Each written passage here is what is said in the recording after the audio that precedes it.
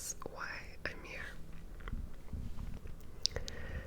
So I'm going to be popping some peppermints from Trader Joe's, if I can find them in the dark here,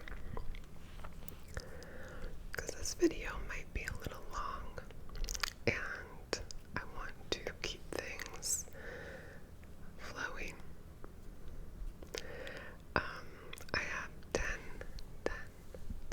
scary stories for you tonight. We'll just get started, I guess. Last thing I'll say before we begin actually is, in story number 1, little trigger warning for domestic violence. It's a very short story. I'm mentioning it up top so you can skip it if you want. And in story number 2, if you're like a big animal person, dog person, maybe not for you. Although it's also really short, it might be okay. But you know you best. Alright, so really now, without further ado, this is story number 1. I feel like saying submitted for the approval of the Midnight Society. Story number 1. My childhood home was a typical suburban, mid-century creation located in the hills of suburban Pennsylvania. I believe it was built somewhere in the mid-50s to 60s. At any rate, my family acquired this property in the early 90s after moving into town from out of state when I was 2. My parents were the first wave of the new generation of families that came to live in the neighborhood around this time, meaning that nearly all of my neighbors were elderly. This served me quite well as a kid because my neighbor across the street was an elderly lady who became one of my dearest friends in childhood. She was an accomplished artist and former model who had traveled the world. She smoked, drank, and cursed nearly all day long, and I suspect that she had undiagnosed agoraphobia because she had not left her home in her later years. She was the best. She always made me feel welcome in her home and took a special interest in befriending me. As a member of an older generation of families who lived in my neighborhood, she had seen most of the families come in and out of the neighborhood as it was being built. My neighbor also had a middle-aged daughter who lived with her for some time, and with whom I was also very close. My house could not have been more different from theirs. Immaculately clean instead of smoke-filled, modern furniture instead of dated, you get the drift. One of the intangible differences between the two homes, however, was that in my childhood home, there was always a sense of being watched. As long as I can remember, I was never comfortable in the basement or the living room, and particularly at night, even when I was alone, I felt eyes on me. Our house was typical on the exterior, but also had some strange, inexplicable features.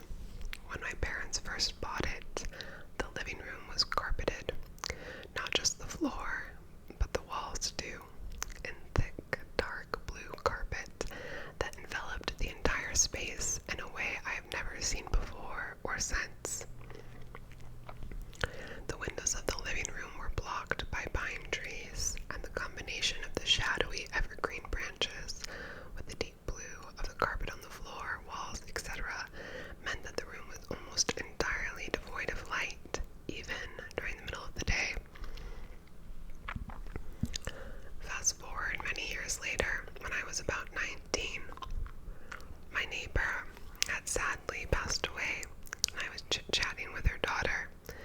We spent many hours together, and I had come out to her as gay, which she told me she had known intuitively since I was a young child.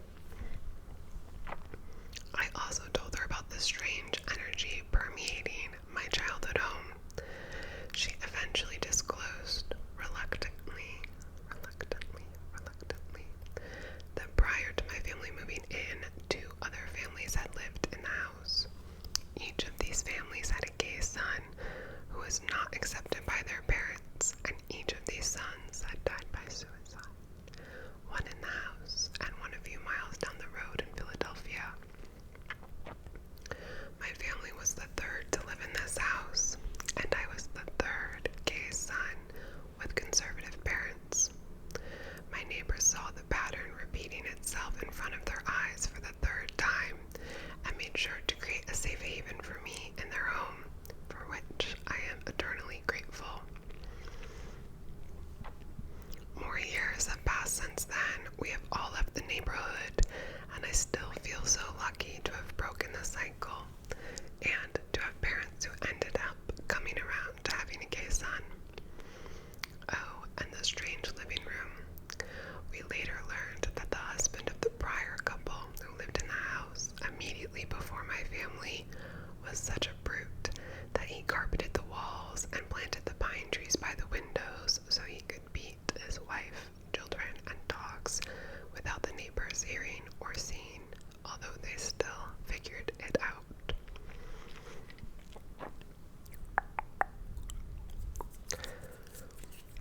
Alright, story number two, submitted for the approval of the Midnight Society. Story number 2, not my dog. I have listened to these scary stories for years and have always meant to tell this one. It's not that scary, but it is completely true. We bought our little white weatherboard cottage 35 years ago and love it. When we moved in, we had a beautiful black Great Dane called Sally. The first night in the new home, we arranged her bed, which was a child's single mattress, in the corner of the family room, and tucked her in with her favorite blankie and took ourselves off to bed. Around 3 a.m. we woke to the mournful sound of Sally howling. Thinking she was lonely, I went to check on her. She was shivering, her hair standing on end, crouched flat on the bed with her nose pointed to the doorway. I couldn't see anything unusual that might have been upsetting her, but I sat beside her, stroked her, told her she was a good girl. Suddenly she looked up at the doorway, gave a little woof, wagged her tail, and promptly lay down and went to sleep. I thought nothing more about it. Then, a few months later, Jess, the Labrador, came to stay with us for the night. He and Sally shared the same bed. They would just squeeze onto it. Until around 9 p.m., I noticed Jess growling, hair on end, pointing his nose at the door. Sally was undisturbed, gave him a nudge and a lick, whereupon Jess whined, wagged his tail, and lay down. I tell you, it happened time and time again. We have had many dogs, and any new dog or puppy that came to stay or visit with us reacted the same way on the first night. A whine or howl, hair standing on end, shivering, cowering, nose pointed to the door. Once they were told they were a good dog, it was all right. Then given a pat, they would woof or bark, wag their tails, and settle down. Even my husband, who is not a believer in ghosts, would comment that the dog ghost was visiting again. Until last year, that is. When we needed some rather urgent repairs to the house that required re-stumping to level the floors and stop subsidence. The workers spent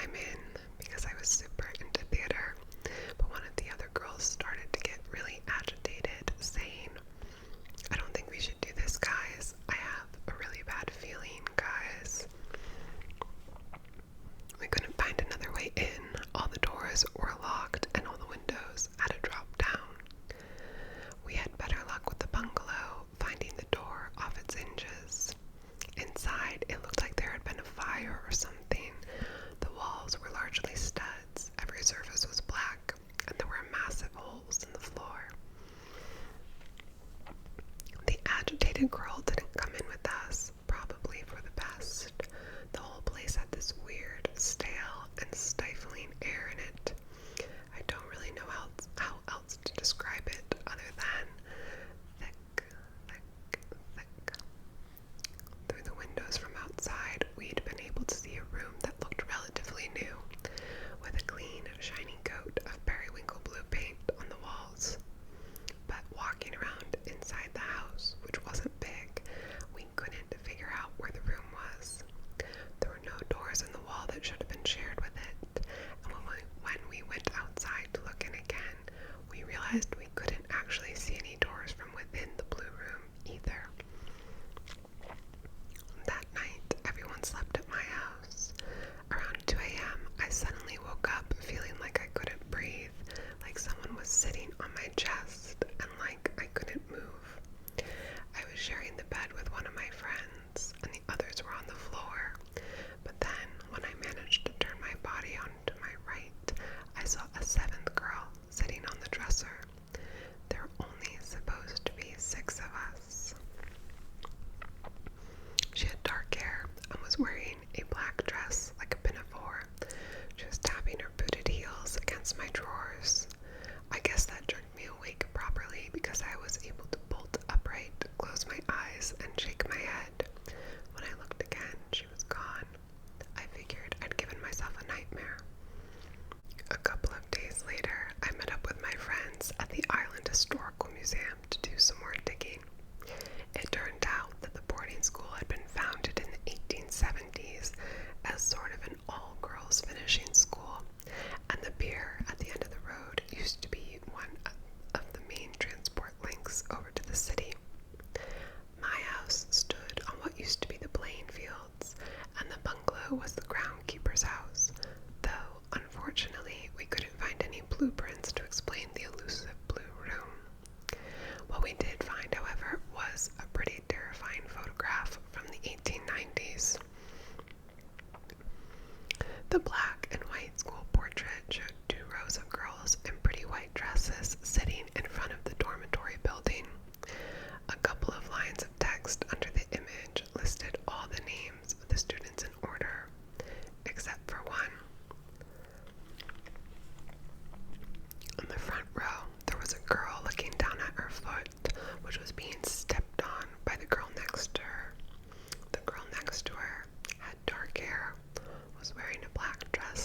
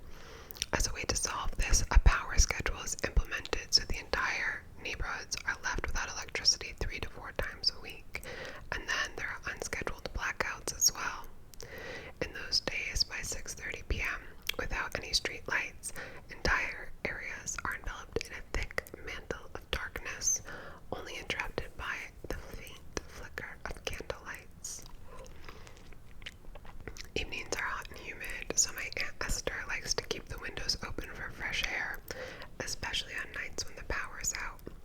And it's on those nights that someone begins to throw rocks into the house. They come in through the open windows. My Uncle Justin and my dad, flashlights in hand, go around the perimeter of the property looking for intruders. But they never see or hear a thing.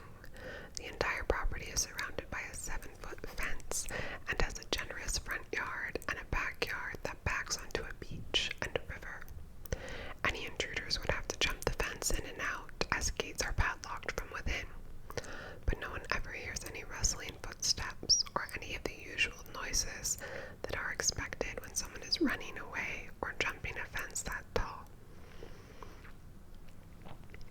As the days and weeks go by, things seem pretty uneventful during the day. Maria is usually home alone with the boys, and she's often spotted taking them for walks, playing with them. Things continue to go missing, and at night, the rocks continue to be thrown into the house, now with greater frequency.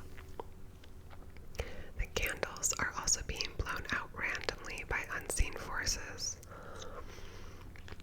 My uncle enlists the help of several neighbors, and even the local police is called in to help him patrol the property.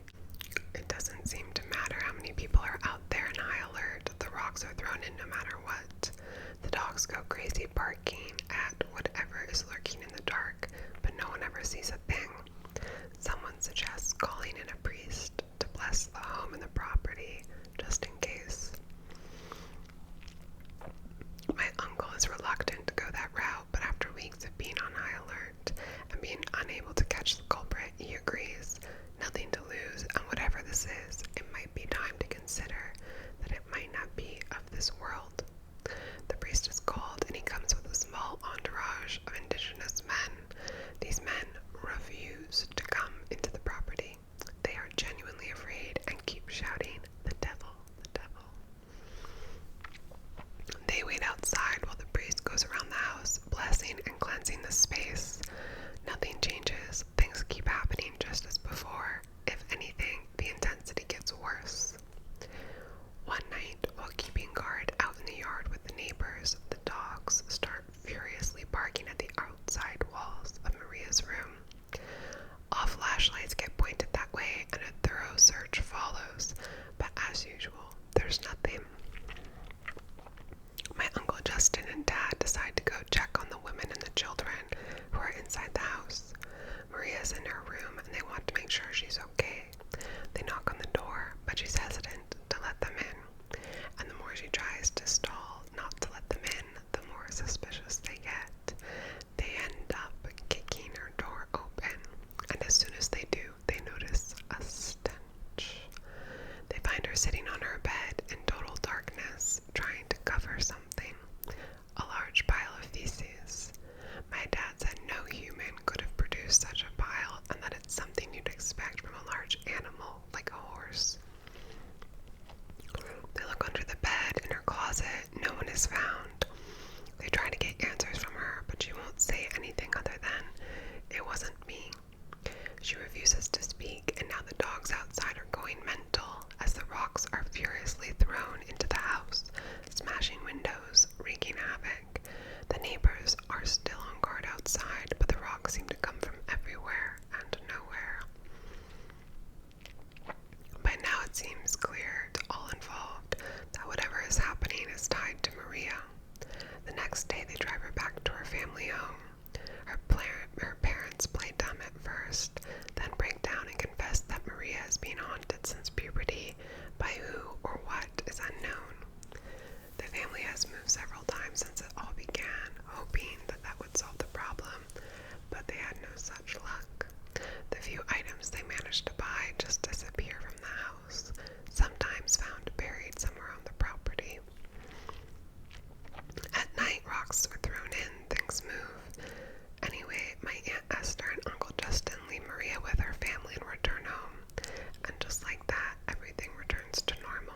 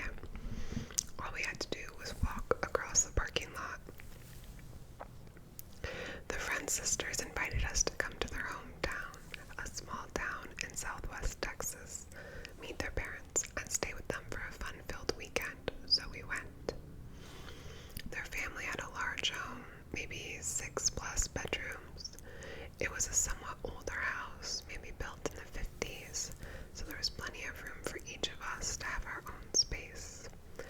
Of course, the friend sisters elected to stay in their own childhood bedrooms, and my sister and I each took a guest bed. The first night we were there, we had a couple beers in the backyard and stayed up chatting and joking around. No one was drunk, nothing odd was discussed, just a group of young college girls having fun. Probably went to bed around midnight or 1 a.m. I went to my room, changed into sleepwear, and went to bed. I lay there, unable to sleep, not sure why. I never really had any trouble just going right to sleep, but something felt off. I don't know. As I lay there with my eyes closed, I started to feel like someone was in the room watching me. I had a strong feeling it was coming from the corner of the room with the rocking chair in it. I told myself to ignore it and go to sleep, but I couldn't push the feeling away. And then I thought I heard the rocking chair creak. I was thoroughly freaked out, so I slowly opened my eyes to find that there was a hazy figure of an old woman kind of floating above the rocking chair, just looking right at me. She had on some type of long dark dress, had long gray-white wavy hair worn down. She just kind of floated up and down in that corner of the room, above the chair, watching me, and I don't know how to describe the difference, but to me it felt like she was watching me, not just looking at me. It didn't feel evil, and I didn't feel unwelcome, but it's a jarring thing to experience nonetheless. I decided to close my eyes and tell myself I was seeing things and tried to go to sleep, and I did, but it was an uneasy sleep. I never felt alone in that room. I felt watched the whole time. I dreamed a bit about her. I woke up at some point and I didn't see her, but I felt her, and the chair was slightly rocking. In the morning, we all got up and we were going to grab lunch, so we're all getting dressed and doing hair and makeup in the bathroom together. One sister asked me casually, "Did you sleep okay?" I said, "The bed is fine," but I felt like someone was in there with me. The other sister playfully slapped at the sister that asked me and said, "Why did you tell her?" I said, "Tell me what? No one told me anything." The first sister confirmed that she hadn't told me anything, and then both sisters kind of grew somber, faces kind of drained, and one explained, "We don't know who that is. She's just there. She's always been there. Did she watch you? She's always watching that room. Sorry we didn't warn you." They didn't say this, but it's almost as if my experience somehow made it more real to them. Like as if they had always just had shared experiences as sisters growing up together that they could easily dismiss because maybe they were just imagining things. But since a stranger came to the house with no warning and saw the same thing, it had to be true. I slept on the couch in the living room for the rest of the visit, and I didn't go back to that room except to gather my things. I know this is far from the scariest story. Nothing bad or evil happened, but it is real and it is true, and it will live with me forever. I can never unsee her. I wonder why she's there. Why does she watch?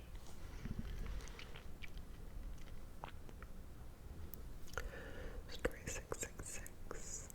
666. For the approval of the Midnight Society. Story 6. Everyone who works in a museum is used to stories about the resident ghost. In my most recent job, I worked in a dingy children's museum, and when I started, some of the front desk staff told me about Johnny. No one has an exciting backstory about Johnny, but most of the desk staff had pictures with orbs. This didn't bother me, and neither did stories about a child's voice in the 5th floor offices late at night after closing.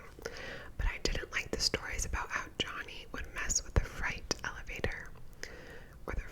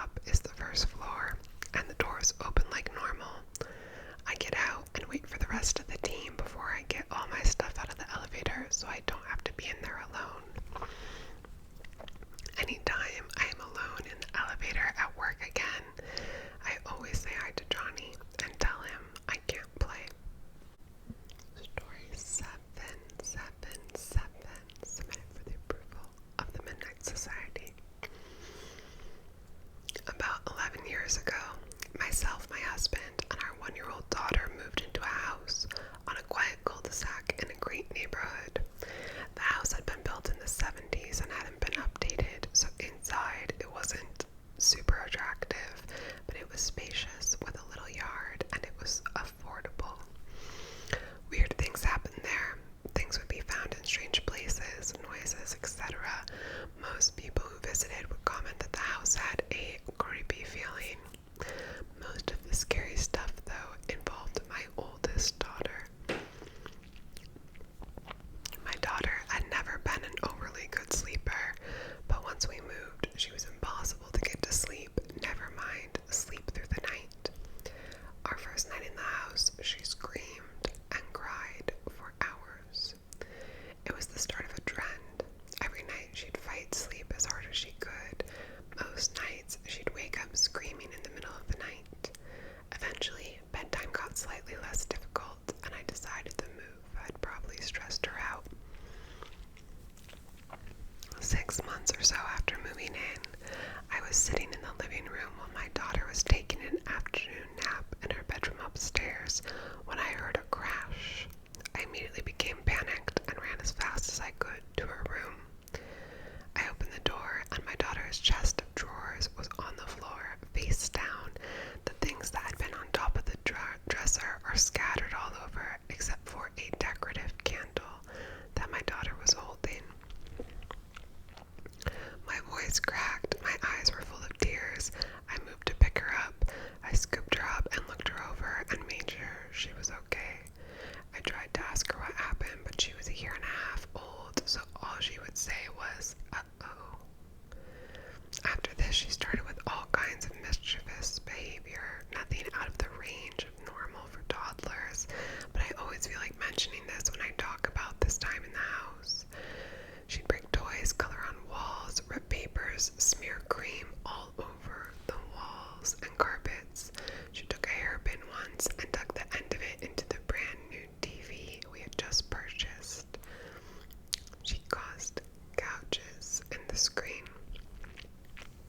When she got old enough to speak more, she would always insist these things weren't her fault, that her bad friends did it or made her do it. We brushed off the idea of bad friends at first. We figured she was just being imaginative and we didn't want her to think we believed her excuses.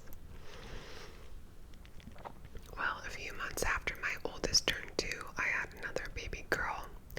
My oldest was not thrilled about this and would avoid her sister often. One day, they were both supposed to be napping in their own rooms when I heard footsteps, so I went to check on them. My oldest had climbed into the baby's crib with an extremely sharp pencil and was holding it as if she meant to thrust it into her baby sister's face. My husband and I could not figure out where or how she could have gotten a pencil, especially such a sharp one. We didn't own a pencil sharpener or even pencils. Maybe a week later, I found my oldest daughter in the hallway with a bottle of toilet bowl cleaner to her lips. I took the bottle, cleaned her hands and face, and then called poison control. When everything had settled, I asked her why she was trying to drink that, and again, she blamed her bad friends. I also couldn't figure out how she got her hands on the bottle of cleaner. The hallway closet, I had kept it in at 5 shelves originally, but one had broken and the cleaning supplies were kept on the top shelf. I could have believed she climbed the shelves to get to it, but with the one missing, it would have been so unlikely. One day, I was trying to get my daughter to take a bath, but she didn't want to, so she ran into my bedroom and closed the door. I didn't hear her lock it, but I figured she must have because I couldn't open it. It was a flimsy indoor lock that was decades old. Any other time I was locked out of my room, I could just open the door by wiggling the knob a bit, but this time it didn't work. I could hear my daughter laughing on the other side of the door. I asked her to unlock it, but she just laughed, and I could hear her jumping on my bed. I took a pen and tried to pick the lock, but that didn't work. Tried a few other things to no avail. By this time, my daughter was bored of being in there, I guess.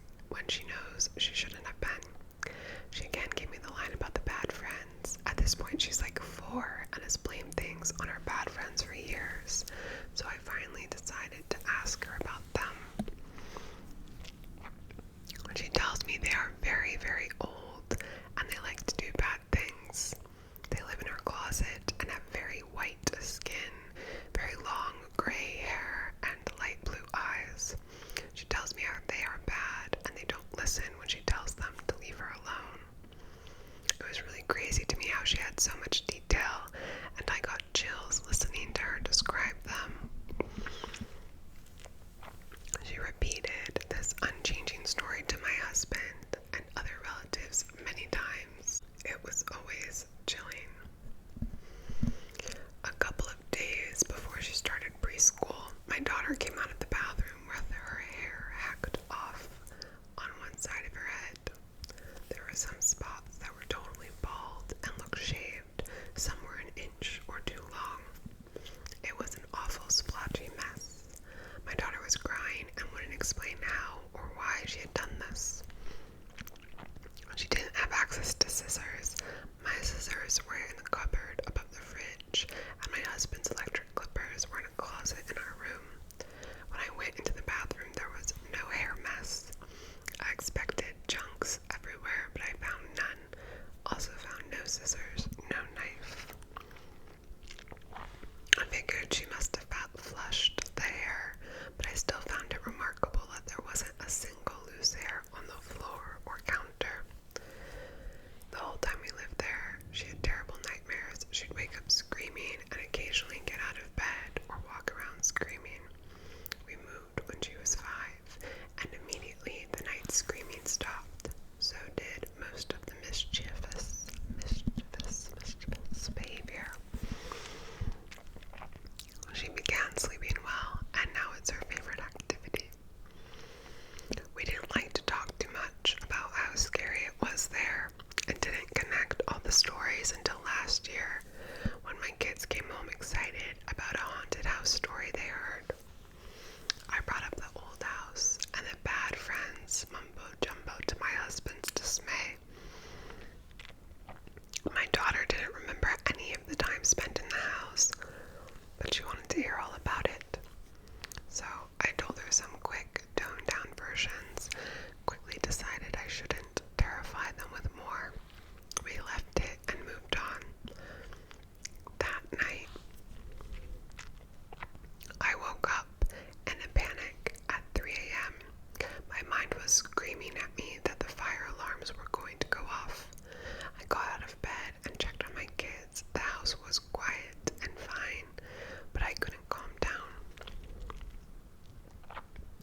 In my head, I just kept thinking about fire. I was certain that the fire alarms were going to sound at any moment. I walked around my whole house several times. The garage, everything was fine. I'm pretty sure I stayed up the rest of the night because I was so worried and so certain a fire would break out. Several hours pass and I'm scrolling Facebook when I come across a comment in my old communities page about a fire. I immediately tense up again. My parents live in the area. Maybe my scary fire thoughts were about them. So I click through the comments to see if anyone mentioned where exactly it was. And then my heart jumps into my throat. My old house was on fire. Pictures of firefighters on the front lawn as smoke billowed out of the house flooded the comment section.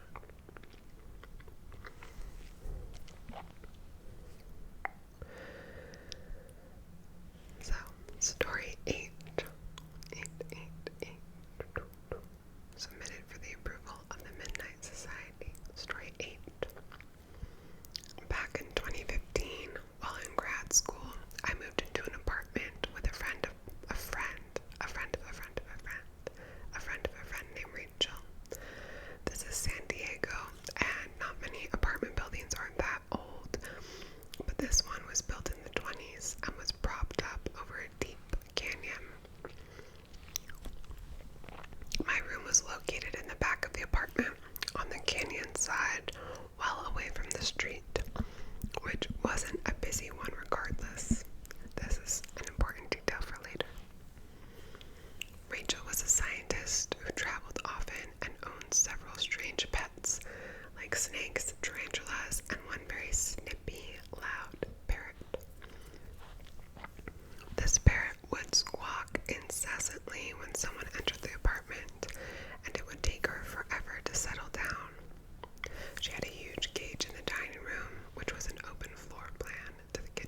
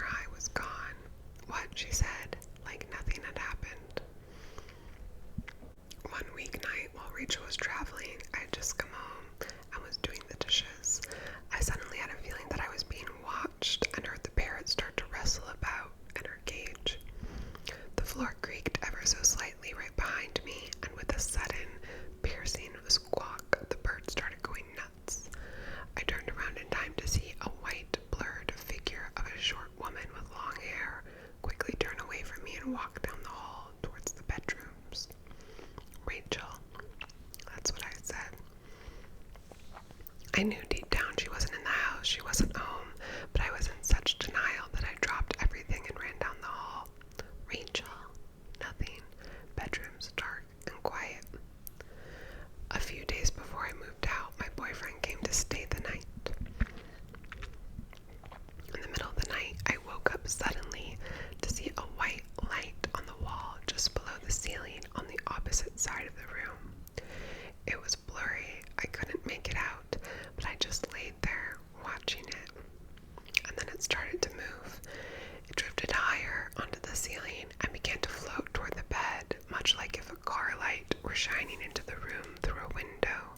And as the car starts to move, so too does the light. Except, remember that my room was nowhere near a road, and there was no window from which this light could be entering.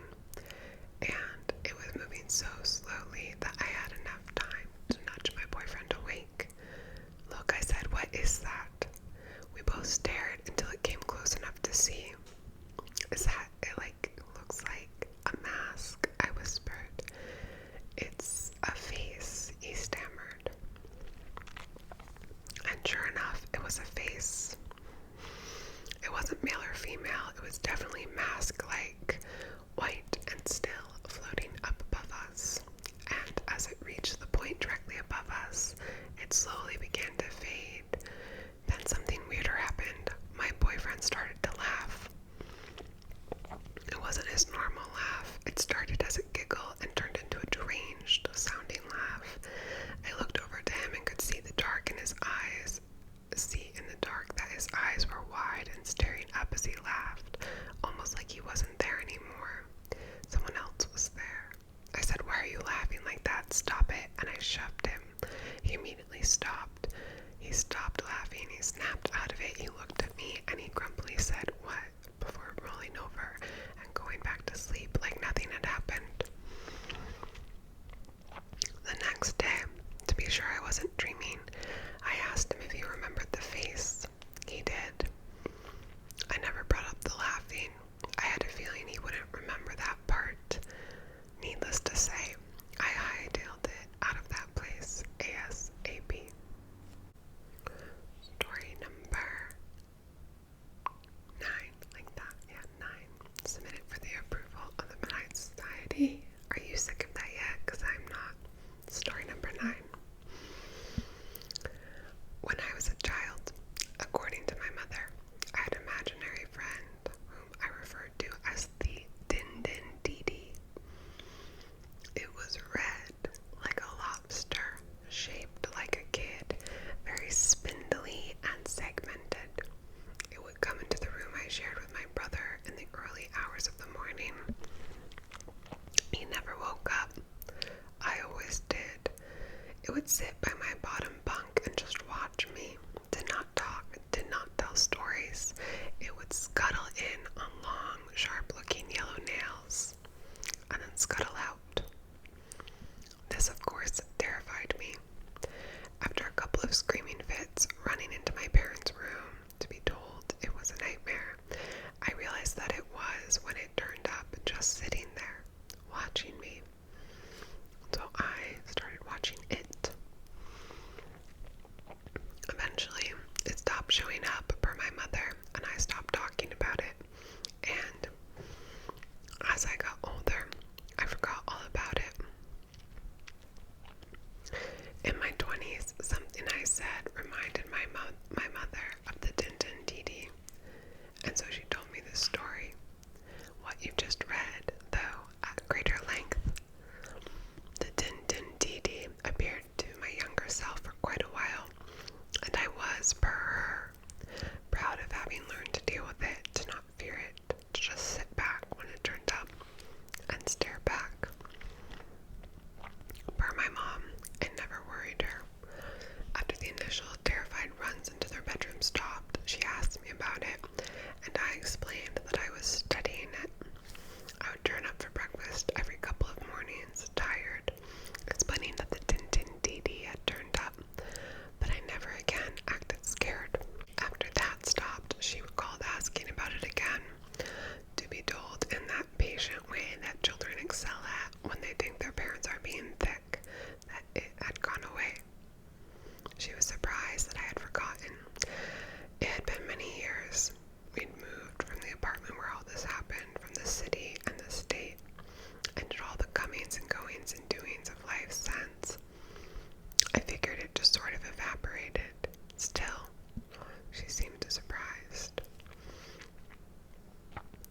was, from her perspective, a cute little story, an example of my creative mind at work early in my life, but it seemed very real to my younger self, not like something I would forget. A few weeks later, I was visiting the city where we lived when I was a child. I got to see our old apartment, which had been converted into an office space, and the people there were kind enough to let me wander through. I went to my old bedroom. I sat, looked out the window, lost in memory, and I noticed that the sill, as well as the paint beneath it, were covered in long, thin scratches. I spoke to the people working there. They'd been told that the kid who used to live there had scratched it up. They meant to get it painted, but never had.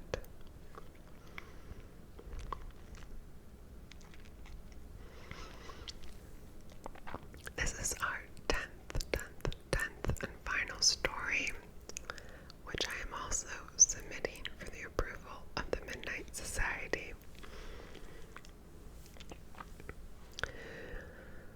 In the summers, as a kid, my family would visit my grandfather's cabin, which was located in a remote area in the woods in northern New England. The nearest neighbor at that time was about 5 miles down the road. The cabin was just yards from a lake that was ideal for fishing and boating, and I suppose you could say that the area had a rugged beauty, but I always felt uneasy there. My brother and I shared a bedroom that had a bunk bed in it that was parallel to a window with no curtains. We drew straws to decide who had to sleep on the top bunk. If you lay on your side on the top bunk facing the window, you could see right out into the woods around the cabin, and that creeped us both out. You always had the sense that someone was watching you. Whenever either of us slept on the top bunk, we slept with our backs to the window and the covers pulled up tightly over our heads. Fortunately, the temperature at night dropped quite low, so we could keep the window shut and locked even in August. We never talked about this with our parents. They were both no-nonsense